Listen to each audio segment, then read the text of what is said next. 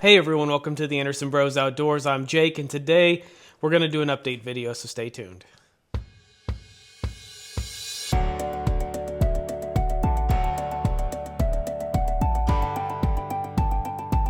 Hey everyone, welcome back. As I said, my name is Jake, and today we're going to do an update on some of the projects that I have going on in the shop. Earlier this week, we just got back from Crawlapalooza down in Disney, Oklahoma. If you've never been, I highly encourage you to go, even if you're not competing.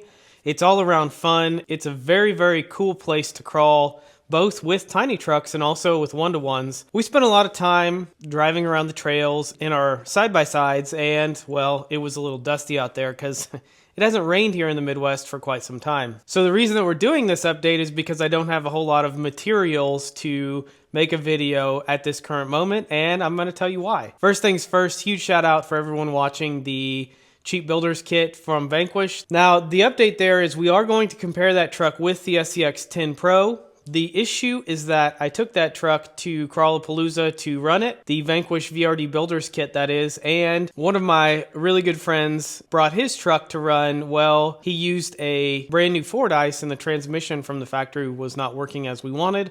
So I simply swapped the trans out of that truck that I had and gave it to him temporarily. Now, I will get the trans back this weekend, but I don't have another stock trans to put in the truck to run it to provide the video this week. That video is coming next week, I promise. Moving into some of the other updates, we've been kind of on a speed run kick, if you haven't noticed from the shorts and really from the Losi videos. Now, the Losi car is really beat up, as you can see. We do have some new wheels and tires, and I did get a new body for it because this body is pretty much expired. We have reached, I think, 68 mile an hour with this car. I don't have a really good place to run it locally outside of going to an airstrip or, someplace dedicated with a smooth, flat surface.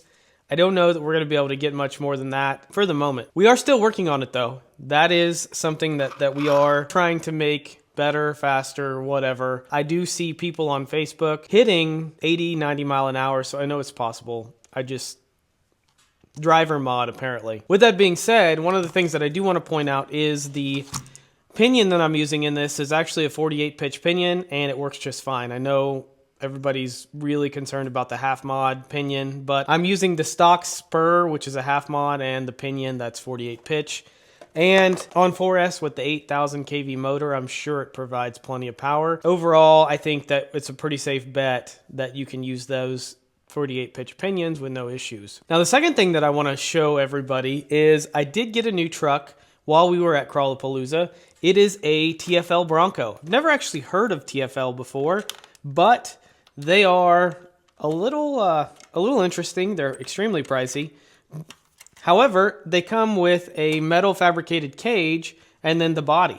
So I have the body off for right now. This is the body that goes on it. I had to change the battery plug and reroute the wiring, things like that. So the body sits on there just like this. And overall, I'm extremely happy with how it performs and really the build quality. It does come with metal links. The TFL kit does come with metal link ends, which is really cool. It's got some knockoff axles or Vanquish axles on it. We'll probably end up swapping those out in the future for some actual Vanquish axles. And then the only thing that I will be changing outside of that is I'm going to add a light bar up front, potentially add a chase bar in the rear. I'm going to add different inserts because these inserts in here are not very good. And I think that these tires are Predator, so I want something a little stiffer for the compound. And then the shocks need oil pretty badly. The really cool thing about this truck is that it actually has these PRP seats with functioning seat belts. So you can see the driver, maybe. You can see the driver actually has a seatbelt on, which is really cool. So definitely going to be a fun scale truck. I've already run it quite a bit. So overall, really happy with that. Now, I have a lot of people asking me where the update videos for the Axial CJ7 are, or the Axial Jeep. That's coming. Actually, today we're getting some stuff in the mail to do part 1 of the video. I know it's taken a while. Unfortunately, it was a 10 to 14 day wait period for the parts to arrive. However, we did finalize the wheels, so you can see we do have the KMC beadlock wheels on here. We still haven't done the suspension. That is on the list of things to do today once those new parts come. The only other modification that we've done outside of the wheels is we added a light bar. So the truck is really dusty and dirty. It rode in the back of the Razor in Disney, and we did take it on a night run, which was a lot of fun. Unfortunately, I didn't get a lot of footage down there. This channel is just for fun. I don't want to make it a full-time job, and I feel like recording everything every time I'm out, it makes it a full-time job, and it's not fun for me. So we did get some short material down there. We did get some pictures, things like that. But overall, it was just about having fun with some good friends. We were able to accomplish that. As I said, it is dusty. It is dirty. But we'll clean it up in the video where we do the first update on it. One other update that we got that's really, really cool. My wife actually did this.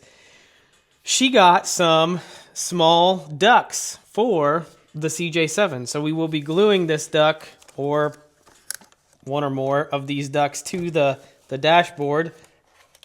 If I can get my hand in there. Kind of like that. So you see the duck. Really, really cool. A little sneak peek at one of the modifications or the features that we're adding to the Jeep. So as I said earlier, we are kind of on a speed run kick. I did pick up a Traxxas X01 and we took it out and ran it. It was, for the most part, stock. I got it as a roller. I actually traded something for it. I was curious to see how it would perform, so we threw some electronics in it and we took it out to the test spot. And you can see this is the outcome.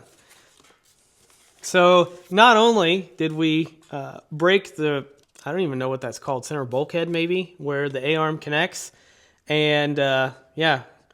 But we found out that the Traxxas X01 is not really built for speed. So one of the biggest problems with this car is that everything is really situated in the back.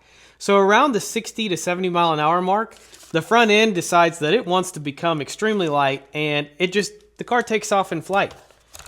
Now, the reason that the rear bulkhead is what we're going to call it broke is because we were doing about 68 mile an hour according to the GPS, and the car literally just took off. It flew about 20 feet and it fell into a ditch that was like 6 or 7 foot deep. And in that ditch, there were some rocks. It hit a rock and boom, broke. Not super impressed with this car right out of the box. I don't know if we're going to be able to make it go very fast or not. I assume, again, not extremely well versed in speed yet. We're working on that. In order to make it go anything over 60 or 70 mile an hour, we're going to have to add a ton of weight up front, because the motor and really the batteries are positioned in the middle to the middle rear, and it's just not a good place to position the weight. You want to have the weight up front to eliminate the front from coming up over itself. We're working on this. The rear bulkhead assembly, lower part, whatever it's called, is on back order, so I have no idea when we're going to get this. We will be pulling the electronics out of this car, and we will be adding them to another car. And that other car is none other than the infamous Arma Limitless. We did pick up the Arma Limitless for a really good deal. The hope here is that we can send this car to 100 mile an hour on 6S. It should be capable. We actually bought a probably way overkill pinion. It is a 52 tooth Mod 1 pinion for the same exact motor. I think it's a 4985 Hobby Wing sensorless motor, and I'm going to run it with the Castle Cobra 8. So the Cobra 8's an 8-scale ESC, and it is limited to 6S. I believe we'll be able to get 100 mile an hour out of that with this pinion and the stock 39.2 spur. Don't quote me on that. It might happen, it might not, we might break it. It just, we don't really know what's going to happen. I'm really hoping that we are able to get some good mile an hour out of it. Here locally, I have some buddies and we are all doing like a speed competition kind of deal to see who's the fastest.